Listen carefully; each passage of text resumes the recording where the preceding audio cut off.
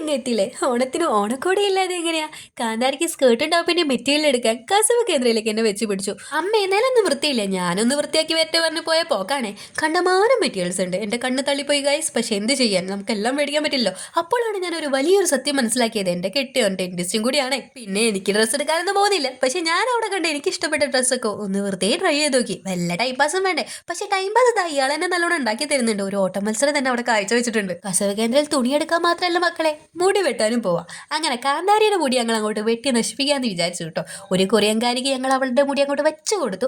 ആളാണെങ്കിലോ നല്ലോണം കട്ട് ചെയ്യുന്നുണ്ട്. കാന്താരിയുടെ മുടി ആദ്യമായിട്ട് വെട്ടുന്നോണ്ട് തന്നെ അതിന്റെ ഒരു എക്സൈറ്റ്മെന്റ് എനിക്കുണ്ട്. പിന്നെയാണ് എനിക്ക് തോന്നി ഇതെന്താ ഒരു യുദ്ധമാണെന്ന്. കാന്താരിന്റെ മുടി വെട്ട 2-3 ആൾക്കാരാണ്.